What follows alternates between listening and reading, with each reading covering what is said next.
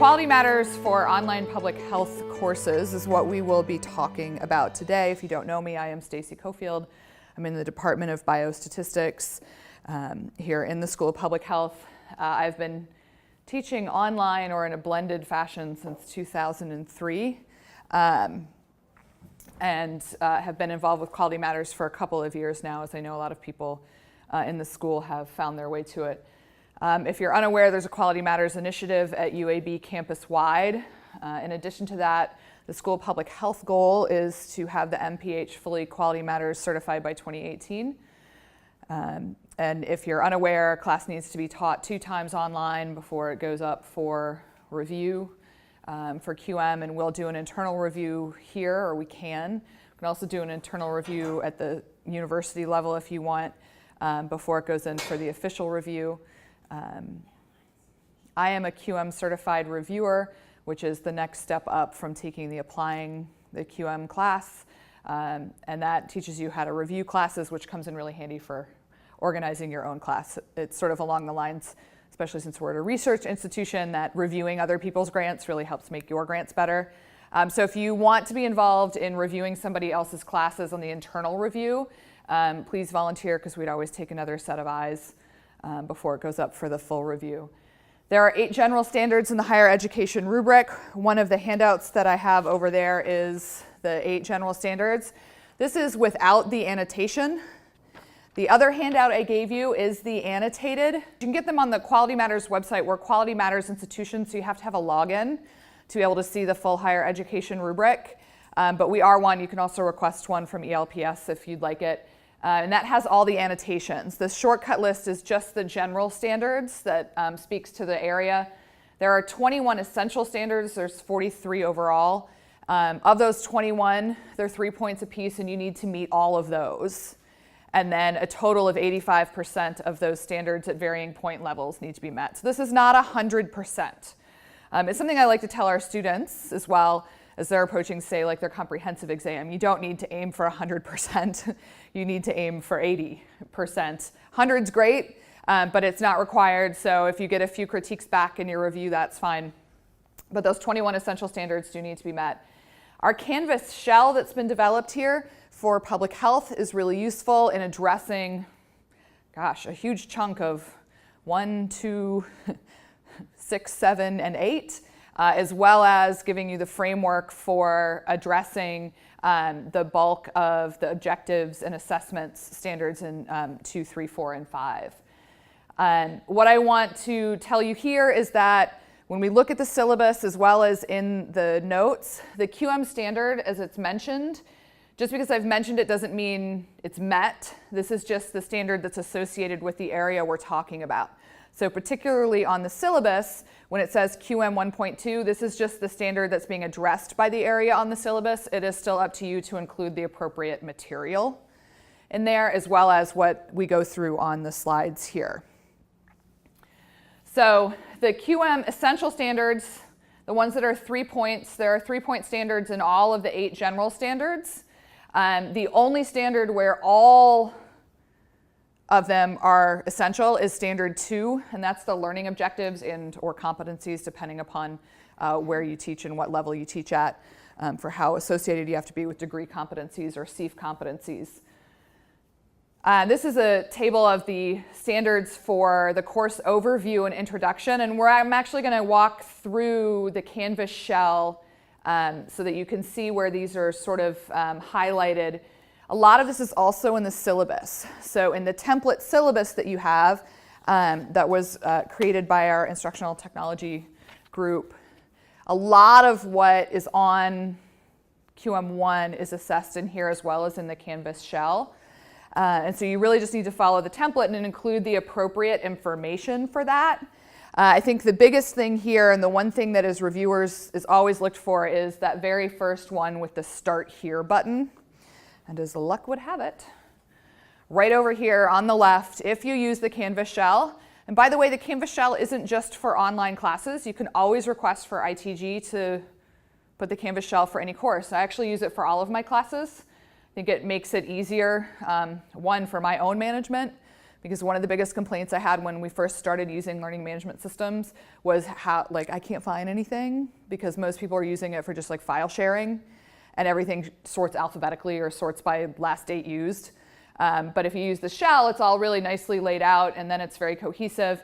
Particularly if you are the first class that a student gets, it's easy for them to find, and if you are a later class, they've already seen it. So they know exactly where to go, and they can hit the start here, which is the very first QM 1.1. And that takes you to a module that is separate from the course material modules. It's the one right up front, and it has a number of pages. The first thing you'll see is the Getting Started, Read This First. So whenever you're installing software, you get a new piece of furniture and it says Start Here. That's sort of the same concept. Start here. Read this first. It covers a lot of the Standard 1 and Standard 7 in terms of what is required for outlining the course. So it has the Start Here. It has the Student Introduction to Class. That's a discussion board. And that hits our first student-to-student or peer interaction, as well as the student to faculty. That's the faculty introduction video, which is 1.8. Instructional technology in the School of Public Health will assist you with making that video. You can do a very simple one with a camera that's attached to your computer like here. You can even do it on your phone. But if you would like something that's a little bit more professional and help with editing, then contact ITG in the School of Public Health, which is our instructional technology group. The course syllabus, not only can you have a link to a PDF or to a Word document, though I suggest a PDF, it then is not editable by a student. But you can update those, but you can also use the interactive syllabus for the course due dates, as those are likely to change. So if you use the interactive syllabus for your course due dates and then a PDF that they can link to, you aren't having to constantly update the syllabus by uploading new files. You can just change it in the interactive syllabus on Canvas. Of course, on your template, you guys have the template here. There's a lot of information for the students, particularly the etiquette or netiquette if you're online, about how you wish for your students to speak to one another and to speak with you and how you want them to interact. So depending upon the type of course, more conversational interaction may be acceptable. But if you're trying to teach them how to write in a professional manner, then you may want all of the discussion posts to be in a more formally or grammatically correct written language. And so that's important to have stated. And those, of course, can be reiterated when you get to the rubrics that are associated with how you're grading discussion boards or how you're grading assignments. But the 1.3 is where they'll first see the expectations of the etiquette in the class. The prerequisites or minimum requirements for the students. So just outside of technology requirements, what else are they expected to know how to do? So if you have a specific writing style they should follow, that should be incorporated here in terms of what's needed for the class on your syllabus. This is the first place that they'll see the objectives for the course. And we'll talk more about that in a minute. The syllabus is also the first place they'll see the grading policy for the course overall, and then anything that is specific to your late assignments, how you grade for those, when things are due, what's the percentage for each thing. And this is, again, is where Canvas comes in really handy. If you're not using grading on Canvas, I really strongly suggest that you do. It's a great place to coordinate the turning in of all assignments. And so you can at least keep everything there and grade using rubrics. And of course, if you're going for QM certification, then you have to have them. You have to have those rubrics. On your syllabus also, you'll have response time. So when can students expect to hear from you, and what is the frequency or the return time? So if they email you at 2 o'clock in the morning, it should be clear on your syllabus that they will not start receiving emails back from you until after 8 a.m. or 9 a.m. or whatever your time is, or that you only check emails for the class between 4 and 6 p.m. and they can expect to hear. I have a part on mine that during my office hours, if I'm having in-person office hours or online office hours, if they email, text, tweet, or post on the discussion board, they'll get a response within 30 minutes of office hours closing. Outside of that time, it's a longer response time. It will either be by the end of the day or after 10 a.m. the next morning if it's after midnight. So those are the types of things you want to be clear for the students. What are the expectations that you have for the students in terms of their interactions? How frequently do they need to check the website? How frequently do they need to post? If you have discussion boards.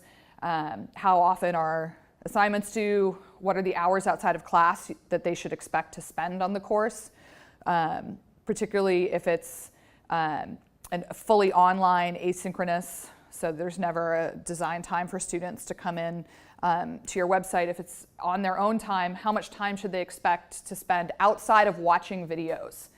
So think about your video time or the discussion board time as what would be in class, where you're having a group discussion or a lecture.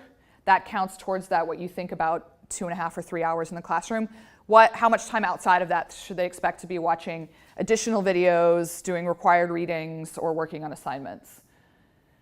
Then the minimum technology requirements. So we have a template for those in terms of what's required for Canvas.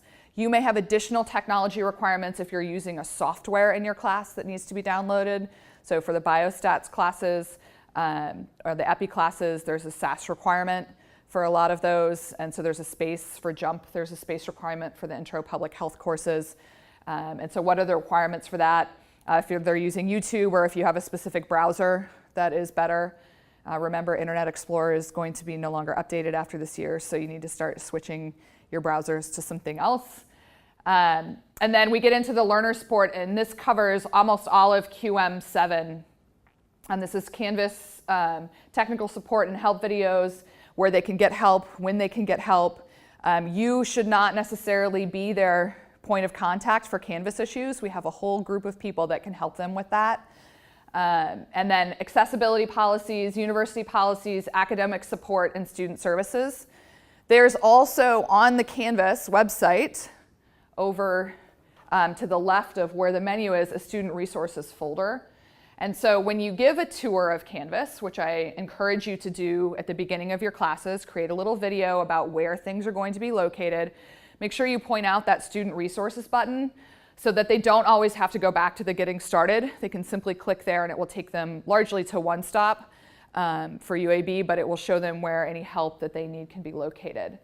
So right off the bat, when you go to the getting started page, there's a template for a whole bunch of the QM annotations. So it's incredibly helpful for that.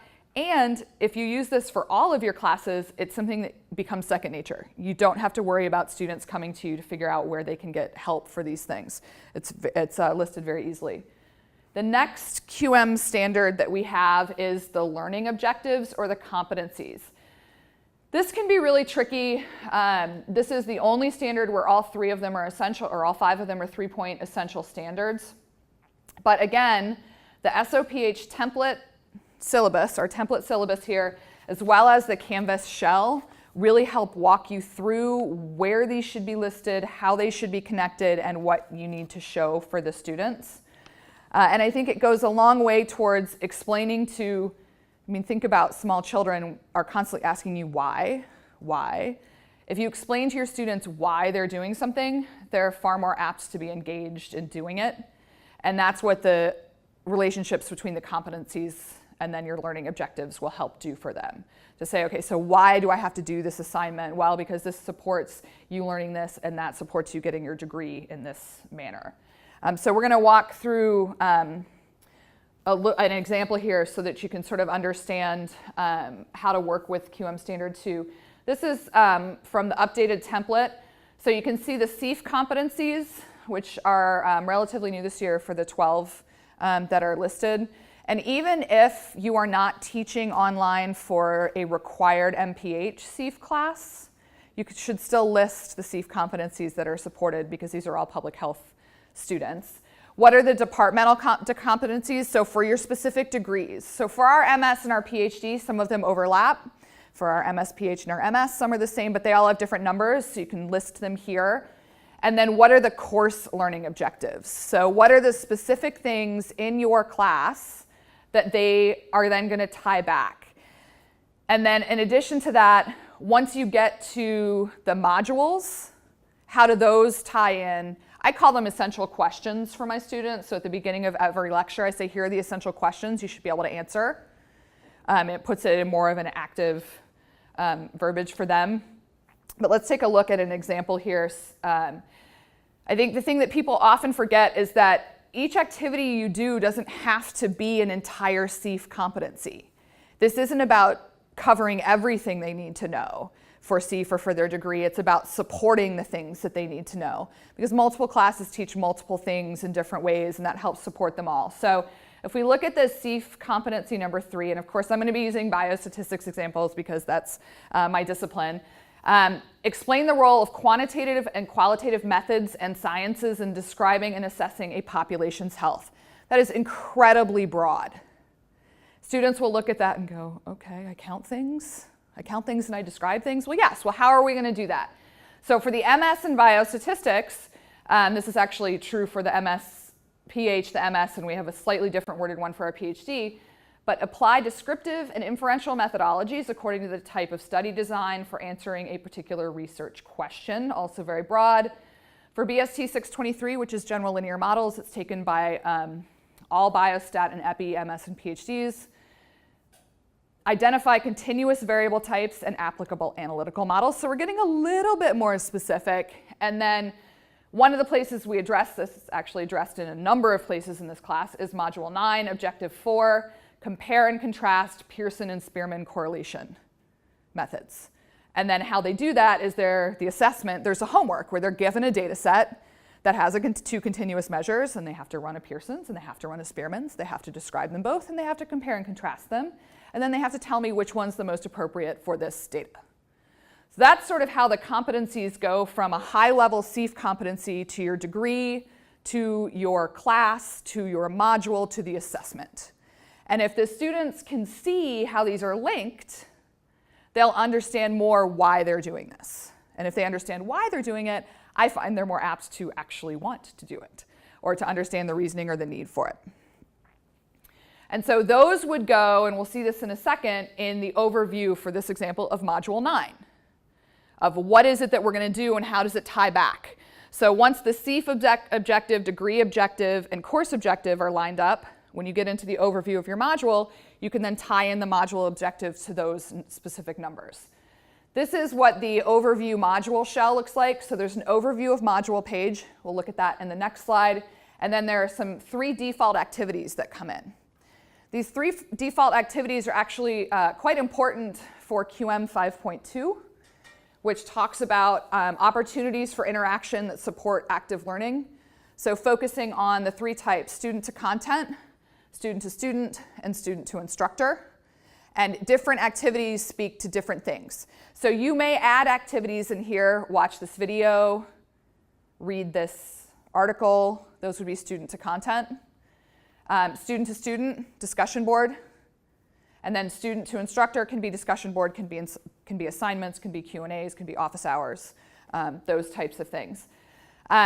This speaks to 3.4 as well, that the assessments are sequenced, varied, and suited to the learner work being assessed. So for example, if this is the first time that they're attempting to deal with a continuous variable, you wouldn't want to give them a full data set and say fit a linear model. The first assessment would be something along the lines of find the mean and standard deviation and then try to find the correlation between 2 variables before you escalate that to a full model. And then it also speaks to 3.5 that it provides learners with multiple opportunities to track their progress. So as you go through these modules, each module may back up a little bit to incorporate the prior module to give them another opportunity to test what they've done before in escalating penalties. So a low risk activity moves to a higher graded and then moved finally to a homework or an exam. So they have multiple opportunities to see that. And also if you use the gradebook and the rubrics, which for online courses you have to, then the students can track their learning and see how they're doing and what they've missed. And you can see here that there's a template set up for you. In this module you will be introduced to, so what are we doing here? What are the objectives for this module? What are the required readings? And what module objective do they speak to? You can here also use a DO, a degree objective, a CO for course objective, and a SEEF objective, and link them all back if you want to. So you can certainly set up a table here that lists the module level objectives and how they tie back to each of the other objectives that you're doing, as well as the optional readings. That's 4.6, which is the distinction between optional and required. So make sure that if you're going to be asking any general assessment question, that it's under required, Optional could be things that are extra credit. Optional readings could also help improve their scores in discussion boards and more thorough explanation of their results, or results for us, or explanation of the concepts for them. And not all modules have to have optional readings. It's just there if you need it. So you could leave the optional readings head there and say none for this module, which then might make them feel like it's a bonus. They have less to do for this module. And they may also save them for future reference. And that leads us into sort of the tie-in between 2, 3, 4, and 5. So I'm not going to walk through all of those specific annotations because a lot of this is content-driven in terms of the level for the learner, what types of activities are you going to do. I think the easiest and best example is that if I need somebody to actually be able to perform an analysis, I need to have them do it, not just interpret results from somebody else's analysis, which is important, but they actually need to be able to run the analysis and do it in the software. This is the second part of the module overview, and it has the lecture presentation with a note here from ITG that you need to have transcripts. You too will do transcripts. If you have a disability services person registered in your course, then you can actually get DSS to do the transcripts, but you have to have that done in advance. There's some turnaround time for them, but you can pop them up on YouTube, or you can just include a transcript of what's said in the video. So if you type out what you're going to say, or what is said in the YouTube video that you're utilizing, that suffices to meet 8.3, which is part of accessibility and usability. There is then activities, and again, here you'd want to indicate which module level, course level, degree, or CEF level objective this is associated with, and then a summary. And from there we get into QM6, which is the technology. So if all you are using is Canvas, if that's the only technology you're using in class, you're not going to be linking out to YouTube, you have all original content, you're not using any web links, you're not using Twitter, you're not using polling software. If all you're using is Canvas, then the technology section is very quick. You can list the tools used as the Canvas. That's all if you saw in the getting started part. So what they're going to be using, what are the requirements for that, and technically, according to QM and review, your learning management system doesn't even really fall under here unless you have them leave the learning management system for technology. So it can be overlapped between 1, 7, and 6, and then 8 for Canvas. A lot of that's already covered, but if you are using any additional tool, whether it be software, whether it be social media, whether it be YouTube, whatever, then you need to really focus in on QM6 to see if you can make the needed changes to your syllabus and to your course for that. So clear relationship as to why the technology is being used. I had to describe for accounting to get the JUMP software reimbursed, statistical software for statistical analysis in a statistics class. But in some cases, the use of Twitter, which is an example we're going to look at, might not be obvious as to why you would use that technology in a class or a polling software. Course tools promote learner engagement and active learning, so it shouldn't be tech for tech's sake. If it's not useful for the student engagement or for promoting your objectives, then let's just sort of leave it out. And then be clear how they obtain it, what are the costs, and is there alternative access. So we've gotten our software costs built into student fees. So while there's still a fee associated with being here, it's not something they have to pay during your class. But if there's a software that they need to buy, or if they have to rent a clicker, that should be really explicitly described and how much that's going to cost. And then if they have issues with the cost of that, are there alternative ways that they can participate? So think about things like a smartphone in your class. If you want students to be doing something on their smartphone, actually not everybody has one. So just be aware that if you need them to be on a technology, try to reserve, say, the computer lab, or remind them that they have to bring their laptops to class, or if it's a laptop related, pair them off so that if somebody doesn't have one or theirs broke or they just forgot it, that you've set it up so that everybody can participate on the technology. Of course, if it's an online course, then they're going to have a more readily available technology access for that. And then that the course technologies are current, that's as applicable. It depends on what you're doing. The summer class for our software is actually not using the most recent version because it just switched, but they will be in the fall, but that's fine. It's just a couple months old. There's not that much difference. And then the links are provided to privacy policies. And this is actually quite important, particularly for something like Twitter or YouTube, where if you're not careful and if you don't make things private, that content can be shared, and students may not want to do that. So here's an example for Twitter as technology. So Twitter is used to disseminate articles in general news media that utilize statistical analysis. So I go to the New York Times Health blog, where they have a press release about some new medication that's been approved. And I will tweet it out to the class and say, where are the references? Can you track down the original citation? Does it agree with what is printed here? And this is just for engagement during the week. It's not necessarily associated with any assignment, though I will pull or tweet articles that are using categorical outcomes, if we're talking categorical or modeling, that kind of thing. The resources allow for real-time engagement in 6.2 with content in course, and that goes to student-to-content engagement. So it's real-time, it's stuff that's in the news. It's great during political seasons because you can talk about polling a lot, and you can pull things and talk about whether or not it's right or wrong and how they've analyzed it. Twitter is free, so it's readily attainable. It is regularly updated by them. Here is their privacy policy. But what if you don't want to use Twitter? I don't want to use Twitter. Okay, I'm going to run the feed on the class every week. So I keep an open discussion board or open Word document, and I just copy and paste my tweets into that. And at the end of every week, I just put it up on the discussion board so that if people aren't on Twitter, they can still access the links and still see. So there's an option there for students who don't want to join Twitter. They can just go create a Google address and join. But we'll talk about the privacy and to make their account private. And then I have Twitter accounts for my class, and I'll say I'm not going to follow you if you have a personal account. This is really just for tweeting course-related materials. But they can also tweet at me during office hours if they're somewhere that they don't have access to Canvas. In addition, if they're going to use the Canvas app, you may want to talk about that and technology and what's required, which is great. I like the Canvas app. I wish they had a teacher mode for the Canvas app, so we had a little bit more to do with that.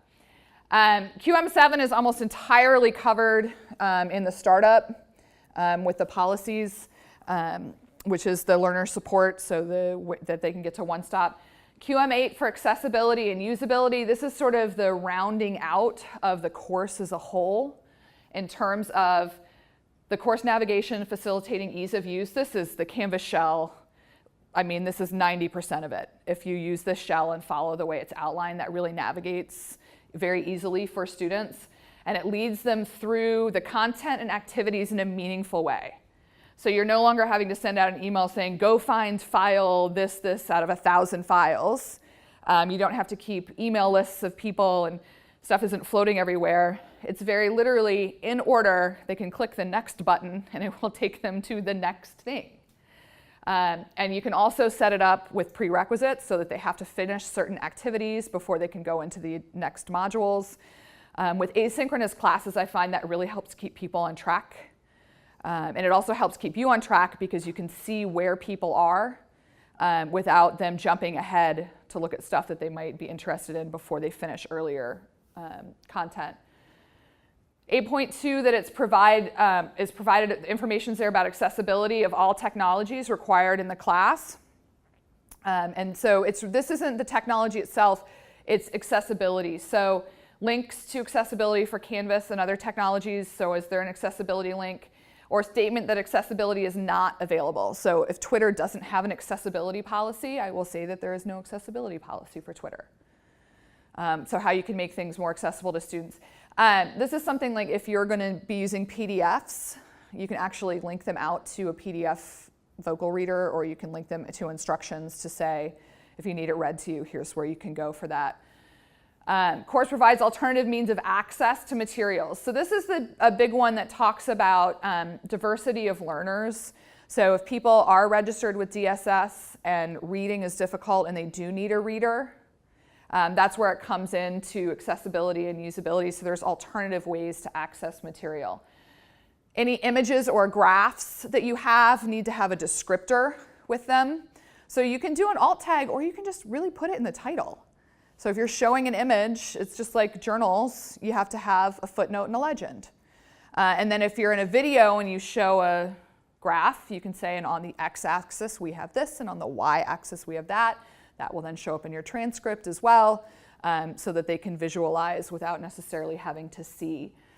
All of your PDFs need to be searchable, so it shouldn't be just an image of a paper. So if you're referencing a very old paper, contact Library Services. They may be able to actually get you a searchable or readable PDF. If you're in an online course and you are QM certified and you can't find a searchable or readable, you may have to retype it, which would be unfortunate. But so think about that when you're thinking about the materials. And then a big one that comes in, and I think about this very frequently because we work on a magazine in the department where we do have contrast sensitivity issues. So if you're unfamiliar with that, it's the way things look in text, with the white space versus the text, or the text color versus the background space. Stay away from red-green combinations, most common colorblind. It's always fascinating to me when you see a software and their default's red-green, and you think, why would you do that? There's a lot of resources out there for faculty, but pretty consistently, black text on white is very easy to read. Don't use color for color's sake. I like blue, other people like green. You'd be more drawn to a different color. Watch your font.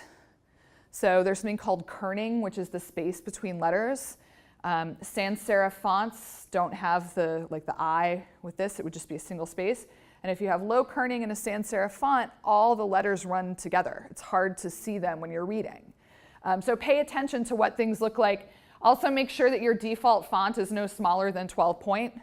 And make sure, I usually go with 14 on Canvas, but they can also make it larger. So point out to students where they can increase the text size to make things more readable. Because I say this to students when they're turning in homeworks, don't make it hard for me to read what you've turned in. The harder it is for me to read it, the harder it is for me to grade it, and the lower your score is going to be. I should really follow that same thing when I'm providing material to my students. I don't want to make it difficult for them to get the materials that I need for them to see. And so that's where the differentiation between required materials and optional materials comes in very handy as well. So here's the stuff you have to know. Here are other things that may support those if you are interested. And then finally, the course multimedia facilitate ease of use. Scrolling is like a reader's worst enemy. So it's better to have everything viewable on one screen and have them click next. Because if there's 3 or 4 screens worth of material, they're going to give up about 1 or 2 screens in. So really highlight what you need to do to make it easy to use. And then, as always, we have resources here in the school. The Online Education Committee, we have the ITG group. You also have fellow faculty, you have TAs. And so we all need to learn how to take constructive criticism a little bit better. So open up your class. And then at the end of your classes, have them tell you what did and did not work. So aside from your idea surveys, there's nothing to keep you from having a closeout discussion board, asking them about things they did and did not like about the way you had your course set up, and what was great and what would facilitate better use. And so that you can then continue to grow in your course. I think it's really, really important to remember that QM isn't about content. That's the one thing that I spend a lot of time talking to other faculty about when they sort of roll their eyes when I talk about it. Well, why don't we just have one university for the whole world? Because that's not what this is. This isn't about what you're delivering to your class. It's about how to deliver it so that the students aren't bogged down in the website itself, and that they're not bogged down in trying to find the material that links to your objectives for what they need to learn. They're here for a reason. We should make that reason apparent to them, and we should be here to help them succeed. Following QM for any class, and there's 2 things of note. QM is convening a review panel this year to go over these 8 standards. If you have questions, comments, email them to QM and say, I don't like this standard. I think this overlaps too much with this other standard. I think they could be combined, or this annotation needs to be better. In addition to that, there's been so much clamoring for use of QM in face-to-face classes and in blended courses that they're also considering putting out rubrics for those. So I think these are really great. And it turns out if you're an invested teacher, when you go through this, you go, oh, I'm already doing that. I just didn't know it was a thing. And now I know where the best place to put it is. I had it buried 3 modules down, but really it should be right up front where they know why they're doing it. And I think another really, and I said this at the beginning, is that you don't have to hit 100% to be successful, and that's true of QM, as it is true of life. Always improving, never perfect, is really what we think of. So we have a lot of resources. QualityMatters.org, like I said, we are a QM subscribing school, so you can go to QualityMatters.org and create your QM login. From there, you associate yourself with UAB, and then you have access to QM success stories, which are great. It's about how other people in different disciplines have utilized QM, and they have a lot of great classes that are outside of just applying the QM rubric and becoming a peer reviewer. They have other courses you can take. There are design classes for designing an online course. You can go to UAB e-learning. They have a whole QM, the QM initiative. You can learn more about it and get some more resources there. And then we have our ITG group, which is right next door, Instructional Technology. And you can contact really anybody in the ITG group, and we'll get those emails posted at the end for direct contact with ITG. But they're also very, very helpful.